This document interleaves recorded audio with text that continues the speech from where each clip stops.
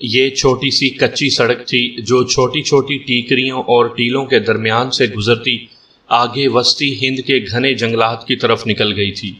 اس سڑک پر سبحان بٹ جتنی تیز ویگن چلا سکتا تھا چلا رہا تھا۔ یہاں زیادہ آبادی نہیں تھی، کہیں کہیں درختوں کے درمیان ایک آدھ جنگلی لوگوں کی جھونپڑی آ جاتی تھی۔ یہ جھونپڑیاں ناریل اور بانس کی ٹہنیاں جوڑ کر بنائی جاتی ہیں۔ ان جھونپڑیوں کے باہر آگ ضرور جل رہی ہوتی ہے۔ دونوں طرف کی ٹیکریوں پر رات کا اندھیرا چھایا ہوا تھا۔ ویگن کی ہیڈ لائٹس جل رہی تھیں۔ سبحان بٹ ان راستوں سے بخوبی واقف تھا۔ ایک جگہ ویگن سڑک سے اتر کر چھوٹے چھوٹے پتھروں پر اچھلتی خشک نالے میں سے گزرنے لگی۔ اس کے آگے بھوپال اور ناگپور کے درمیان واقع گھنے جنگلات کا سلسلہ شروع ہو جاتا تھا۔ جو ہی ویگن جنگل میں داخل ہوئی، سبحان بٹ نے ویگن کو روک دیا۔ وہ اور اسد اللہ جو کانسٹیبل کی وردی میں تھا اتر کر پیچھے آئے۔ غلام نبی کے ساتھ نسرین بھی ویگن سے نکل آئی۔ انہوں نے نیم بے ہوش کشمیری لڑکی اور کشمیری نوجوان کو ویگن میں ہی رہنے دیا۔ ویگن کی ہیڈ لائٹس جل رہی تھیں۔ نسرین کو سامنے دو چار درختوں کے تنے ہی روشنی میں نظر آ رہے تھے۔ آگے گہری تاریکی تھی۔ سبحان بٹ نے غلام نبی سے کہا، جلدی جاؤ۔ غلام نبی بٹ درختوں کے اندھیرے میں غائب ہو گیا۔ ویگن کے اندر کشمیری لڑکی اور زخمی نوجوان کے کسی وقت کرہنے کی آواز سنائی دے جاتی تھی۔ نسرین کے ذہن پر اس بات کا بڑا شدید اثر ہوا تھا کہ کشمیری مجاہدین اور بے گناہ معصوم کشمیری خواتین پر بھارتی ظلم و ستم کا سلسلہ سارے ہندوستان تک پھیلا ہوا تھا۔ کشمیری حریت پسندوں کو بھارت کے دور دراز علاقوں کے عقوبت خانوں میں ڈال کر انہیں طرح طرح کی اذیتیں دے کر ہلاک کیا جا رہا تھا۔ اس بربریت اور صفاقی کا مظاہرہ وہ پونا ٹارچر سیل میں اپنی آنکھوں سے دیکھ چکی تھی۔ سبحان بٹ اور اسد اللہ ویگن کی ہیڈ لائٹس کی روشنی سے ذرا ہٹ کر کھڑے تھے اور جدھر غلام نبی بٹ گیا تھا ادھر دیکھ رہے تھے۔ نسرین 2 قدم چل کر سبحان بٹ کے پاس آئی۔ اس نے پوچھا، ان زخمیوں کو یہاں دوائیں وغیرہ مل جائیں گی نا؟ سبحان بٹ نے کوئی جواب نہ دیا۔ اتنے میں غلام نبی درختوں میں سے نکلا۔ اس کے ساتھ 4 آدمی تھے جنہوں نے بانس کے بنے ہوئے اسٹریچر اٹھا رکھے تھے۔ ان سب کے رنگ گورے چٹے تھے اور وہ شکل و صورت ہی سے کشمیری معلوم ہو رہے تھے۔ انہوں نے ویگن میں سے زخمی لڑکی اور کشمیری مجاہد کو نکال کر الگ الگ اسٹریچوں پر ڈالا اور اٹھا کر جنگل کے اندر چلے گئے۔ سبحان بٹ یہ ساری کاروائی ایک طرف کھڑا دیکھتا رہا۔ اسد اللہ بھی کانسٹیبل کی وردی میں اس کے پاس کھڑا رہا۔ جب وہ لوگ جنگل کے اندھیروں میں غائب ہو گئے تو سبحان بٹ نے غلام نبی سے کہا، اس پاکستانی لڑکی کو ڈیرے پر لے جاؤ، ہم گاڑی کو اس کے اڈے پر رکھ آتے ہیں۔ نسرین غلام نبی کے ساتھ جنگل میں داخل ہو گئی۔ سبحان بٹ اور اسد اللہ ویگن لے کر چلے گئے۔ یہ جنگل جس میں نسرین غلام نبی کے ساتھ ساتھ چل رہی تھی بڑا ہی گھنا تھا۔ کافی اونچے پہاڑوں جیسے درخت ایک دوسرے کے ساتھ ساتھ اگے ہوئے تھے۔ غلام نبی کے ہاتھ میں ٹارچ تھی جس کی روشنی میں وہ درختوں جھاڑیوں میں سے ہوتا آگے بڑھ رہا تھا۔ نسرین نے اس سے بات کرنے کی کوشش کی تو غلام نبی رک گیا۔ اس نے ٹارچ کی روشنی نسرین کے چہرے پر ڈالی اور کہا، خاموشی سے چلو۔ نسرین یہ تو سمجھ گئی تھی کہ یہ کشمیری مجاہدین کے ہمدرد ہیں اور خود بھی کشمیری مجاہد ہیں، لیکن ان کا رویہ بڑا پراسرار تھا۔ وہ آپس میں ایک دوسرے سے بہت ہی کم بات کرتے تھے۔ بات کرتے بھی تھے تو بڑی مختصر، اپنا مطلب بیان کر کے چپ ہو جاتے تھے۔ ان میں سے کسی کو نسرین نے ابھی تک ہنستے نہیں دیکھا تھا، اگرچہ وہاں صورتحال بھی کافی درد انگیز تھی۔ نسرین نے اتنا گھنا جنگل پہلے کبھی نہیں دیکھا تھا۔ راستہ اگرچہ بڑا دشوار گزار تھا، اونچی اونچی گھاس، جنگلی جھاڑیاں چاروں طرف درختوں کے نیچے اگی ہوئی تھیں، مگر غلام نبی اونچی گھاس کے درمیان ایک چھوٹی سی پگ ڈنڈی پر چل رہا تھا جو لگتا تھا کہ انہوں نے خود بنا رکھی ہے۔ جنگل پر سناٹا چھایا ہوا تھا۔ اچانک دور سے دھیمی سی گرجتی ہوئی آواز سنائی دی۔ یہ شیر کی گرج تھی۔ غلام نبی شیر کی آواز سن کر رک گیا۔ منہ اونچا کر کے اس نے فضا میں بو لینے کی کوشش کی، پھر پگ ڈنڈی سے ہٹ کر جنگل کی دوسری جانب چل پڑا۔ نسرین کی ساڑی بار بار جھاڑیوں میں الجھ رہی تھی۔ اس نے ایک ہاتھ سے ساڑی جسم کے ساتھ لپیٹ کر سنبھال رکھی تھی۔ اندھیرا اس قدر گہرا تھا کہ ٹارچ کی روشنی جہاں جاتی تھی صرف وہیں تھوڑی سی روشنی ہو جاتی تھی۔ ایک جگہ پہنچ کر جنگل کے ساتھ ساتھ اگے ہوئے گنجان درختوں کا سلسلہ اچانک ختم ہو گیا۔ نسرین کو سامنے ستاروں کی دھندلی سلیٹی رنگ کی روشنی میں ایک چھوٹی سی کھلی جگہ نظر آئی۔ ایک طرف اونچی اونچی سیاہ رنگ کی نوکیلی چٹانیں کھڑی تھیں، بائیں جانب ایک پہاڑی تھی جس کے دامن میں اندھیرا ہی اندھیرا چھایا ہوا تھا۔ غلام نبی یہاں آ کر ٹھہر گیا۔ اس نے ٹارچ کا رخ پہاڑی کے دامن کی طرف کر کے 2 بار جلائی بجھائی۔ پہاڑی کی جانب بھی روشنی 2 بار چمک کر جل بجھ گئی۔ غلام نبی نسرین کو لے کر آگے بڑھا۔ جنگل میں اس پہاڑی کے دامن میں ان لوگوں نے اپنا خفیہ ٹھکانہ بنا رکھا تھا۔ پہاڑی میں ایک قدرتی غار بنا ہوا تھا جس کا منہ جنگلی جھاڑیوں سے اوپر لٹکی ہوئی بیلوں نے ڈھانپ رکھا تھا۔ غار کے اندر مٹی کے تیل کی لالٹین رکھی تھی۔ فضا میں مٹی کے تیل کی بو ڈیٹول کی بو میں مخلوط ہو رہی تھی۔ لکڑی کے نیچے 7 خالی کھوکھے ادھر ادھر پڑے تھے۔ زخمی کشمیری مجاہد اور کشمیری لڑکی بھی سٹریچر پر وہیں موجود تھی، جنہیں ایک عورت اور ایک مرد طبی امداد دے رہے تھے۔ دونوں کو گلوکوز لگا تھا۔ لڑکی کو ابھی تک ہوش نہیں آیا تھا۔ کشمیری مجاہد ہوش میں تھا۔ عورت اور مرد نے زخمیوں کی دیکھ بھال کی۔ انہوں نے مشتبہ نظروں سے نسرین کی طرف دیکھا، کیونکہ نسرین نے ساڑی پہن رکھی تھی اور ماتھے پر ہندو عورتوں کی طرح بندیا بھی لگی ہوئی تھی۔ غلام نبی بٹ نے آہستہ سے کہا، یہ پاکستانی عورت ہے، اپنا کام کرو۔ عورت اور مرد جو بظاہر ڈاکٹر لگتے تھے زخمیوں کی طرف متوجہ ہو گئے۔ نسرین ایک کھوکھے پر بیٹھ گئی اور سوچنے لگی کہ وہ ایک جہنم سے تو نکل آئی ہے، لیکن اب وہ کہاں جائے گی؟ کیا وہ دلی میں پاکستانی ایمبیسی میں پہنچ سکے گی؟ کیا وہ اپنے محبوب منگیتر سلطان سے مل سکے گی؟ سلطان کو ہم نے 1 روز پہلے دوپہر کے وقت ایک مال گاڑی کے ڈبے میں چھوڑا تھا، جب وہ موٹے ہندو کانسٹیبل کو جیل کی ویگن میں ہلاک کر کے فرار ہو گیا تھا، اور پھر دلی کے مضافات میں ایک کارخانے کے باہر پولیس کے آدمیوں کو دیکھ کر کارخانے کے احاطے سے نکلتے ہی مال گاڑی کے ڈبے میں گھس گیا تھا۔ مال گاڑی کی یہ بوگیاں آگے جا کر ایک پوری مال گاڑی سے لگا دی گئی تھیں، اور پھر یہ مال گاڑی جنوبی بھارت کی طرف روانہ ہو گئی تھی۔ اسٹیشن کی گوڈز یارڈ میں سے باہر ریلوے مزدوروں نے اس ڈبے کا شٹر بند کر دیا تھا، جس میں سلطان کھاد کی بوریوں کے پیچھے چھپا بیٹھا تھا۔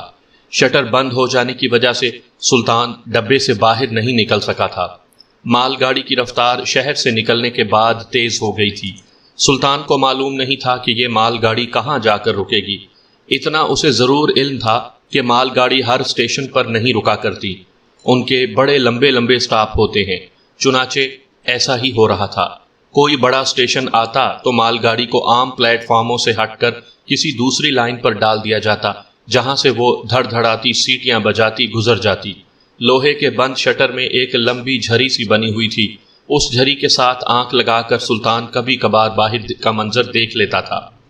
جب گاڑی چلتی ہی چلی گئی، راستے میں کسی بھی اسٹیشن پر نہ رکی تو سلطان کچھ پریشان ہو گیا۔ اسٹیشن بھی بڑی دیر بعد آ رہے تھے، جن کی لائنوں کے کانٹے پہلے ہی سے بدلے ہوئے ہوتے۔ مال گاڑی رکے بغیر گڑ گڑاتی ہوئی وہاں سے گزر جاتی۔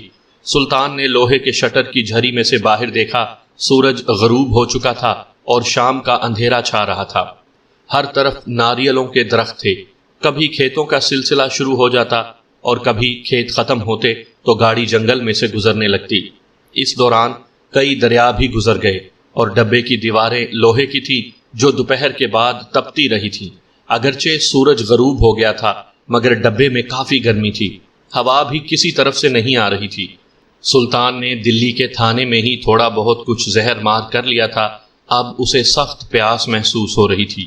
اس پیاس میں ڈبے کی گرمی نے مزید اضافہ کر دیا تھا۔ اس نے جیکٹ اتار دی۔ وہ صرف پتلون قمیض میں تھا۔ اس کے پاس سوائے ایک رومال کے اور کچھ بھی نہیں تھا۔ اس کی ساری نقدی دلی پولیس اسٹیشن پر چھین لی گئی تھی۔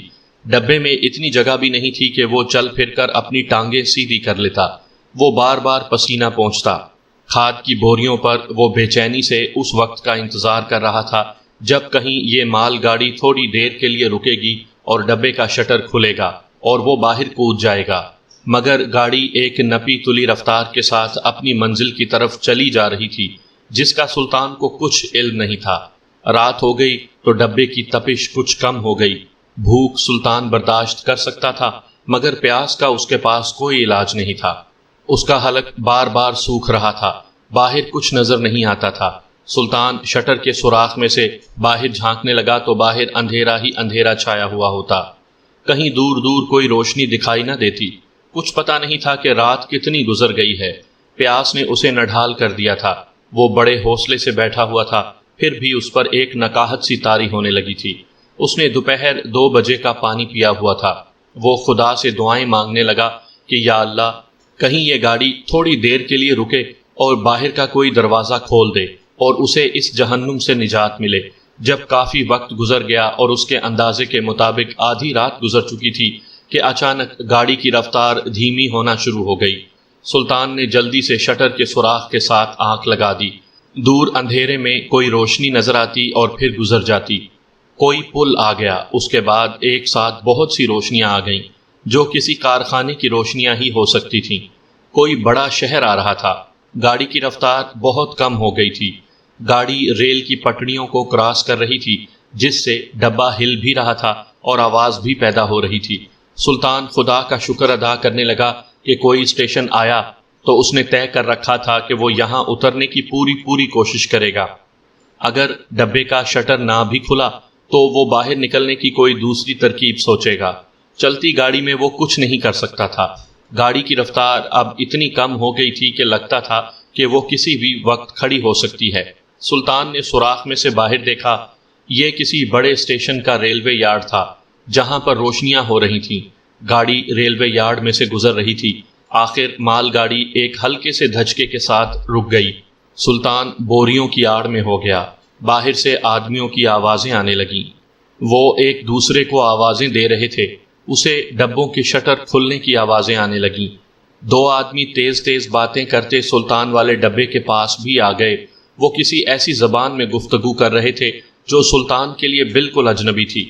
پھر باہر سے کسی نے کنڈی کا ارل نکال کر شٹر گرا دیا۔ ڈبے میں باہر بجلیوں کے بلبوں کی روشنی پڑی۔ سلطان جلدی سے بوریوں کے پیچھے ہو گیا، مگر وہ لوگ ابھی صرف ڈبوں کے شٹر نیچے گرا رہے تھے۔ بوریاں نکالنے کا کام اس کے بعد شروع ہونے والا تھا۔ سلطان کے لیے یہ ایک اچھا موقع تھا۔ اس نے جھانک کر باہر دیکھا۔ گاڑی یارڈ میں ایسی جگہ کھڑی تھی جہاں کوئی پلیٹ فارم نہیں تھا۔ دونوں آدمی اگلے ڈبے کا شٹر گرا کر آگے نکل گئے تھے۔ سلطان ڈبے سے نیچے کود گیا۔ کودنے کے فوراً بعد سامنے کی طرف جانے کے بجائے وہ مال گاڑی کے نیچے لائن پر سے ہو کر دوسری طرف آیا۔ اسے کچھ معلوم نہیں تھا کہ اس طرف کیا ہے۔ اس طرف زیادہ روشنی نہیں تھی۔ ایک خالی ریل کی پٹڑی تھی جس کے پیچھے اونچی دیوار تھی۔ دیوار کے اوپر تھوڑے فاصلے پر بجلی کے بلب جل رہے تھے۔ سلطان نے دوڑ کر لائن پار کی اور دیوار کے ساتھ ساتھ چلنے لگا۔ اس کا خیال تھا کہ دیوار میں سے گزر کر باہر نکلنے کا راستہ ضرور ہوگا۔ اس کا خیال غلط نہیں تھا، چونکہ آدھی رات کا وقت گزر چکا تھا اور دیوار کی طرف ریلوے یارڈ میں کوئی آدمی نہیں تھا۔ اسے ایک چوکیدار لالٹین ہاتھ میں لیے مال گاڑی کے ڈبوں کے پاس چلتا نظر آیا۔ وہ تھوڑی دیر بعد جھک کر ڈبوں کے اندر لالٹین کی روشنی ڈال کر دیکھ لیتا تھا۔ ریلوے سگنل کے 2-3 کھمبے وہاں ساتھ بنے ہوئے تھے۔ سلطان ان کی اوٹ میں ہو گیا۔ جب لالٹین والا آدمی آگے نکل گیا تو سلطان دیوار کے ساتھ چل پڑا۔ آگے مال گودام کا بہت بڑا شیڈ بنا ہوا تھا۔ اس سے ذرا آگے دیوار میں لوہے کا ایک جنگلہ تھا جس میں تالا پڑا ہوا تھا۔ یہاں سے باہر ایک سڑک نظر آ رہی تھی۔ سڑک پر بجلی کے کھمبے روشن تھے۔ سڑک بالکل خالی تھی۔ سلطان جنگلے پر چڑھ کر دیوار کے اوپر چڑھ گیا۔ یہ دیوار 2 آدمی اونچی ہوگی۔ وہ دوسری طرف کود گیا اور اسے کسی نلکے کی تلاش ہوئی جہاں وہ پانی پی سکے۔ وہ 1 منٹ کے لیے دیوار کے ساتھ لگ کر بیٹھ گیا اور غور کرنے لگا کہ یہ کون سا شہر ہو سکتا ہے اور یہاں اسے پانی کہاں مل سکتا ہے۔ ایک ہی طریقہ تھا کہ وہ پیچھے سے ہو کر ریلوے اسٹیشن پر آ جائے، وہاں وہ پانی سے اپنی پیاس بھی بجھا سکتا تھا۔ سڑک پر اسے ایسی کوئی جگہ نظر نہیں آ رہی تھی جہاں کوئی نلکا وغیرہ لگا ہوا ہوتا۔ وہ دیوار کی دوسری طرف آ کر دیوار کے ساتھ ریلوے اسٹیشن کی طرف چل پڑا۔ اسے یہ بھی خطرہ تھا کہ اگر کسی پولیس کے سپاہی یا ریلوے کے چوکیدار نے اس سے پوچھا کہ وہ کون ہے تو وہ کیا جواب دے گا۔ یہ اسے پتہ چل چکا تھا کہ یہ جنوبی بھارت کا کوئی دور کا صوبہ ہے اور یہاں کی زبان اردو یا ہندوستانی بالکل نہیں ہے، کوئی اور ہی زبان بولی جاتی ہے۔ پیاس کی شدت سے اسے اسٹیشن کی طرف کھینچے لیے جا رہی تھی۔ اچانک اس کے کانوں میں پانی گرنے کی آواز پڑی۔ سلطان وہیں رک گیا۔ پانی کی یہ آواز ایسی تھی جیسے کسی نلکے میں سے پانی زمین پر گر رہا ہو۔ سلطان آواز کی طرف بڑھا۔ سڑک پر لگے ہوئے بجلی کے کھمبوں کی ہلکی روشنی ہو رہی تھی۔ ایک جگہ نلکا لگا ہوا تھا جس کی ٹوٹی بند تھی، مگر اس میں سے پانی اوپر کو اچھل اچھل کر نکل رہا تھا۔ سلطان نے پانی پیا، پانی جسم کے اندر گیا تو اس کے حواس اپنی جگہ پر آ گئے۔ اس کو یوں محسوس ہوا جیسے جسم نے نئی توانائی حاصل کر لی ہو۔ وہ سوچنے لگا کہ اسے کہاں جانا چاہیے۔ وہ چاہتا تھا کسی جگہ رات کا باقی حصہ گزار دے۔ صبح ہونے پر وہ سب سے پہلے یہ معلوم کرے گا کہ وہ انڈیا کے کس صوبے میں ہے اور یہ کون سا شہر ہے۔ اتنا اسے یقین تھا کہ انڈیا کے اس صوبے میں مسلمان بھاری تعداد میں آباد ہیں اور مسلمان ہونے کے ناطے وہ اس کی مدد ضرور کریں گے۔ اسے بھوک بھی لگ رہی تھی، لیکن پیاس بجھ جانے سے اس کی بھوک کچھ دیر کے لیے مٹ گئی تھی۔ اسٹیشن کی طرف وہ نہیں جانا چاہتا تھا، وہاں خواہ پھنسنے والی بات تھی۔ اسے مشتبہ حالت میں دیکھ کر کوئی بھی پولیس کا آدمی اس سے پوچھ گچھ کر سکتا تھا، اور وہ دلی میں ایک کانسٹیبل کو قتل کر کے بھاگا تھا۔ سامنے جو سڑک تھی اس کی دوسری جانب ناریل کے اونچے درختوں کی قطار آگے تک چلی گئی تھی۔ ان درختوں کے پیچھے دور روشنیاں ایک دوسرے کے ساتھ ساتھ جھل ملا رہی تھیں۔ یہ رہائشی مکانوں کی روشنیاں ہی ہو سکتی تھیں۔ سلطان کسی طرح واپس دلی پہنچنا چاہتا تھا، جہاں پاکستانی سفارت خانے سے وہ نسرین کے بارے میں معلومات حاصل کر سکے۔ اسے صرف دلی تک ریل کے کرائے کی ضرورت تھی۔ وہ بغیر ٹکٹ گاڑی میں سوار ہو کر کوئی خطرہ مول نہیں لے سکتا تھا۔ اس نے ذہن میں جو منصوبہ تیار کیا ہوا تھا وہ یہ تھا کہ صبح ہو تو وہ کسی صاحب حیثیت مسلمان کی کوٹھی کی گھنٹی بجائے اور اسے ایک فرضی کہانی سنائے اور اس سے دلی تک کا کرایہ لے کر گاڑی میں بیٹھ جائے، کیونکہ جنوبی بھارت کے شہروں کی طرف سے جانے سے اسے کچھ حاصل نہیں ہو سکتا تھا۔ اسے احساس تھا کہ وہ بھارت کے جنوبی علاقے میں خاصی دور تک نکل آیا ہے۔ وہ سڑک پار کر کے ناریل کے درختوں کی قطار کی دوسری طرف چھوٹے سے پارک میں آ کر بینچ پر بیٹھ گیا۔ وہ باقی رات وہیں بیٹھ کر گزارنا چاہتا تھا، مگر تھوڑی ہی دیر بعد اس پر نیند نے حملہ کر دیا۔ یہ علاقہ گرم مرطوب تھا، ٹھنڈی ہوا بھی چل رہی تھی۔ سلطان خالی بینچ پر لیٹ گیا۔ لیٹتے ہی اسے نیند آ گئی۔ جب آنکھ کھلی تو خاصا دن نکل آیا تھا۔ سلطان جلدی سے اٹھ بیٹھا۔ اس نے ماحول کا جائزہ لیا۔ پارک میں کچھ بچے کھیل رہے تھے، ان کے رنگ گہرے سانولے تھے۔ سڑک پر سے رکشے اور موٹریں وغیرہ گزر رہی تھیں۔ لوگ پیدل چل رہے تھے، ان کے رنگ بھی کالے تھے۔ بعض نے کالی اچکنیں پہنی ہوئی تھیں، کسی کے سر پر سرخ رومی ٹوپی تھی۔ یہ دیکھ کر سلطان کو حوصلہ ہوا کہ یہاں مسلمانوں کی تعداد زیادہ ہے۔ اسے بہت بھوک لگ رہی تھی۔ وہ اٹھا اور رات کو دور جو روشنیاں نظر آ رہی تھیں اس طرف چل پڑا۔ رات والا اندازہ درست نکلا۔ اس کے سامنے تھوڑے تھوڑے فاصلے پر چھوٹی چھوٹی کوٹھیوں کی ایک قطار دور تک چلی گئی تھی۔ سلطان نے اپنے بالوں کو صحیح کیا، قمیض کو پتلون کے اندر دے کر پیٹی اچھی طرح سے باندھی اور کوٹھیوں کی طرف چل پڑا۔ ایک کوٹھی کے آگے کالے رنگ کے پرانے ماڈل کی گاڑی کھڑی تھی۔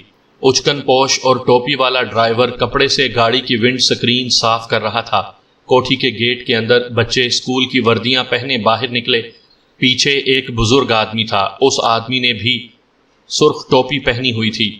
اس نے خود بچوں کو گاڑی میں بٹھایا اور ڈرائیور کو ہدایت کی کہ وہ گاڑی تیز نہ چلائے۔ سلطان ایک درخت کی اوٹ میں تھا۔ سلطان بڑا خوش ہوا کہ یہ لوگ اردو زبان میں بات کر رہے ہیں اور ظاہر ہے کہ وہ لوگ مسلمان ہیں۔ جب گاڑی بچوں کو لے کر چلی گئی اور بزرگ بھی واپس کوٹھی کے اندر چلا گیا تو سلطان گیٹ کے پاس آیا۔ تختی پر فخر نواب کاظم علی کا نام لکھا ہوا تھا۔ سلطان نے اللہ کا نام لے کر گھنٹی کا بٹن دبا دیا۔ چند لمحوں بعد اندر سے ایک نوکر آیا۔ اس نے سلطان کو اوپر سے نیچے تک غور سے دیکھا، پھر پوچھا کس سے ملنا ہے؟ سلطان نے کہا نواب صاحب سے ملنا ہے۔ نوکر نے سلطان کا نام پوچھا تو اس نے کہا انہیں کہنا دلی سے انہیں ایک عزیز ملنے کے لیے آئے ہیں۔ نوکر نے اندر جا کر اطلاع کی تو نواب صاحب خود باہر تشریف لے آئے۔ یہ وہی بزرگ تھے جنہیں اس نے تھوڑی دیر پہلے بچوں کو اسکول روانہ کرتے دیکھا تھا۔ سلطان نے خود ہی آگے بڑھ کر نواب صاحب سے ہاتھ ملایا۔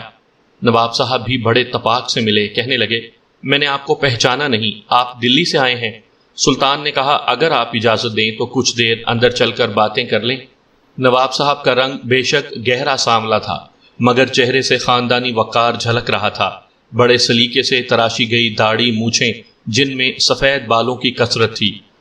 کہنے لگے تشریف لائیے۔ یہ کہہ کر وہ سلطان کو ڈرائنگ روم میں لے گئے جو بڑا ہی ذوقی اور دینی جذبے سے سجا ہوا تھا۔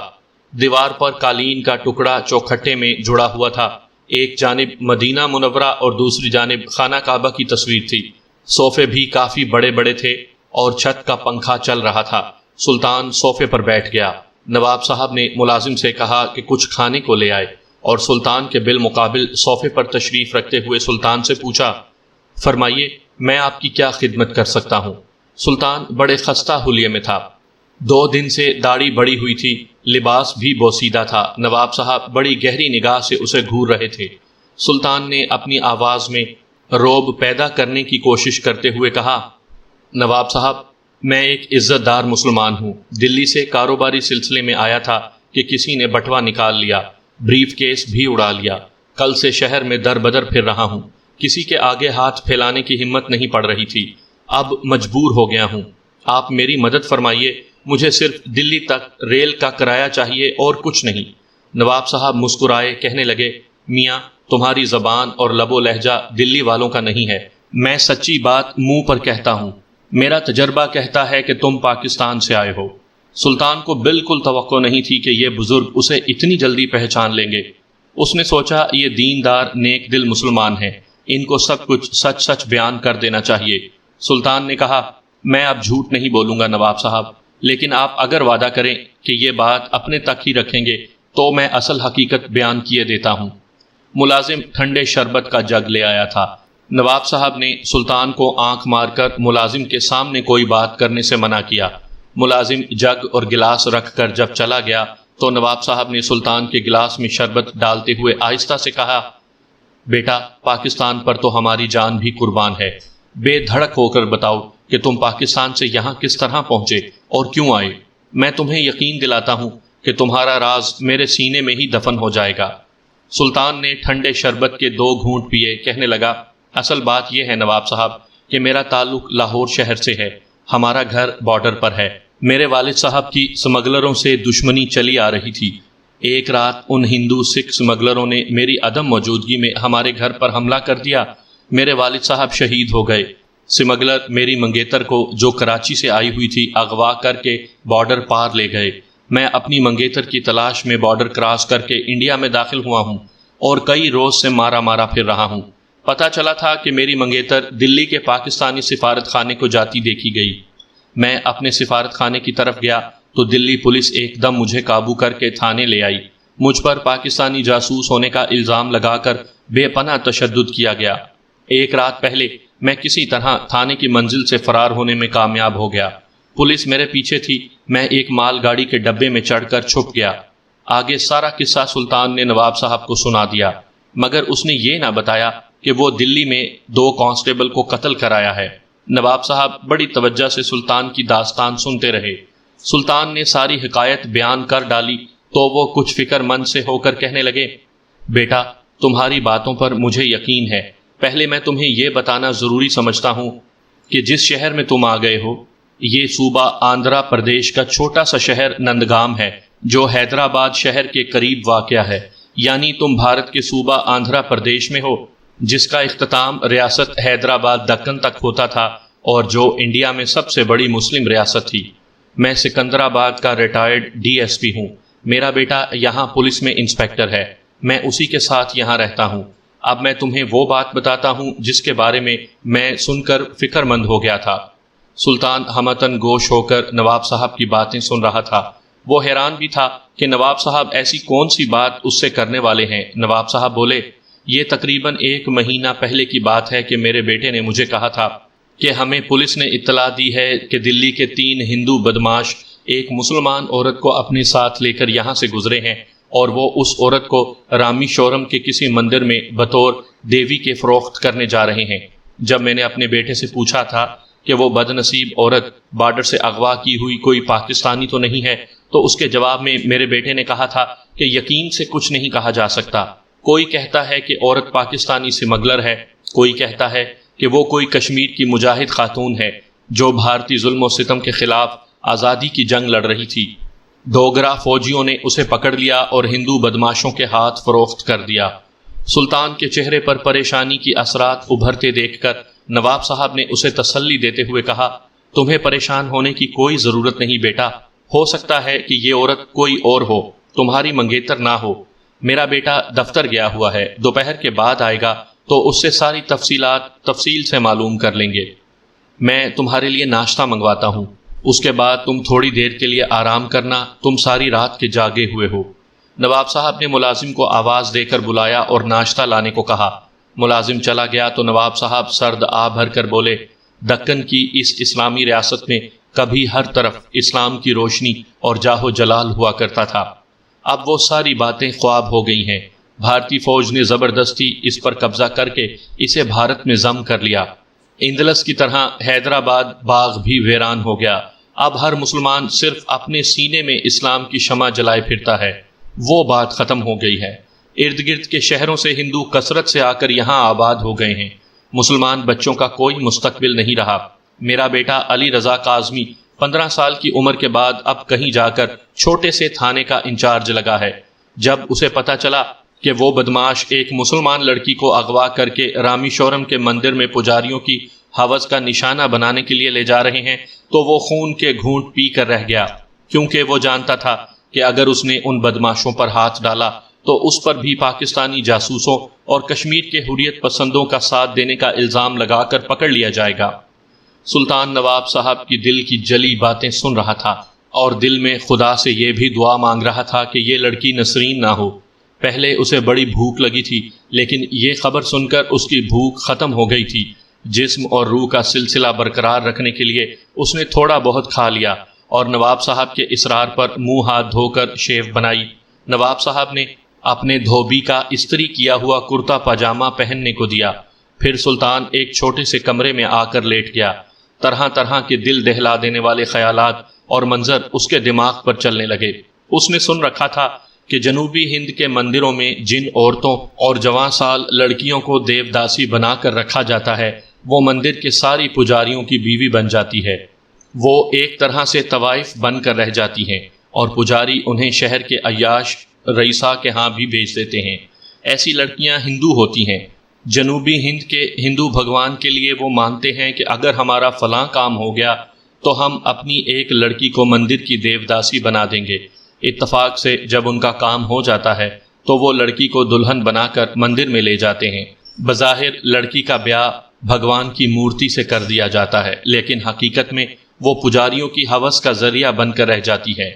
جیسا کہ ہم پہلے بھی سنا چکے ہیں کہ جنوبی ہند میں دور سے لائی گئی دیوداسیوں کا باقاعدہ کاروبار بن گیا ہوا ہے اور بعض مندروں نے کوہبہ خانہ کی شکل اختیار کر لی ہے۔ ان مندروں میں باہر سے اغوا کی ہوئی عورتیں بھی لائی جاتی ہیں، جنہیں عیاش پجاری خرید کر دیوداسی بنا لیتے ہیں اور پھر خود بھی عیش کرتے ہیں، اور اس کے علاوہ سرکاری اور غیر سرکاری افراد کو سپلائی کرتے ہیں اور اپنے کام نکالتے ہیں۔ انہیں کوئی کچھ نہیں کہہ سکتا۔ بت پرستی اور اوہام پرستی میں ڈوبے ہوئے لوگ ان عیاش پجاریوں کو اپنا دیوتا اور بھگوان کا اوتار مانتے ہیں۔ ان ہی پریشان کر دینے والے خیالات میں سلطان کا ذہن الجھا رہا، مگر اسے نیند بھی آ گئی۔ وہ دیر تک سویا رہا۔ نواب صاحب کا بیٹا علی رضا کاظمی دفتر سے واپس آیا تو نواب صاحب نے بیٹے کو سلطان کی ساری رودات سنائی اور کہا کہ یہ لڑکا پاکستان سے اپنی منگیتر کی تلاش میں نکلا ہوا ہے، جسے ہندو سکھ سمگلر اغوا کر کے لے آئے تھے۔ ہمیں اس کی مدد کرنی چاہیے۔ علی رضا کاظمی نے کہا، بابا جان، یہاں مسلمانوں کی جو حالت ہے آپ اس سے اچھی طرح واقف ہیں۔ کہیں ایسا نہ ہو کہ ہمارے خاندان پر کوئی مصیبت ٹوٹ پڑے۔ ہندو تو ہمارے خلاف بہانہ تلاش کرتے رہتے ہیں۔ نواب صاحب نے کہا، بیٹا، وہ ہم سے صرف دلی تک کا ریل کا کرایہ چاہتا ہے، کیونکہ اس کے پاس ایک پھوٹی کوڑی بھی نہیں کہ دلی اپنے سفارت خانے سے رابطہ قائم کر سکے۔ دوسرے تم اس کی یہ کہہ کر تسلی کر دو کہ جو پاکستانی یا کشمیری لڑکی دلی کے ہندو بدماش اغوا کر کے لائے تھے وہ اس کی منگیتر نہیں تھی۔ علی رضا کہنے لگا، بابا جان، ہو سکتا ہے کہ وہ اس کی منگیتر ہی ہو۔ نواب صاحب خاموش ہو گئے۔ انہوں نے سلطان کو جگایا اور اپنے بیٹے علی رضا کا تعارف کروایا۔ 3-4 گھنٹے کی نیند لینے کے بعد سلطان کے جسم کی توانائی کافی حد تک بحال ہو چکی تھی۔ سلطان نے ڈرتے ڈرتے علی رضا سے اغوا شدہ مسلمان لڑکی کا حلیہ پوچھا۔ علی رضا اس سے کوئی بات چھپانا نہیں چاہتا تھا۔ اسے مخبروں نے لڑکی کا جو حلیہ بتایا تھا اس نے سلطان کو بتا دیا۔ شریرہ بدن، کھلتا ہوا رنگ، شربتی آنکھیں اور سیاہ بال۔ سلطان حلیہ سن کر بت سا بن گیا۔ اسے یقین ہو گیا کہ نسرین کے سوا یہ کوئی لڑکی نہیں ہو سکتی۔ نواب صاحب کہنے لگے، میاں ہو سکتا ہے کہ یہ لڑکی تمہاری منگیتر نہ ہو، کوئی دوسری لڑکی ہو۔ علی رضا بولا، لیکن بابا جان یہ بھی تو ہو سکتا ہے کہ یہ لڑکی سلطان بھائی کی منگیتر ہی ہو۔ اس صورت میں سلطان بھائی کا فرض بنتا ہے کہ وہ اپنی منگیتر کو رامی شورم کے عیاش اڈے کے ہتھے چڑھنے سے بچائیں۔ سلطان کا خون جیسے دہکتا ہوا لاوا بن گیا۔ اس نے علی رضا کاظمی کی کلائی کو اپنے مضبوط ہاتھوں میں لیتے ہوئے کہا،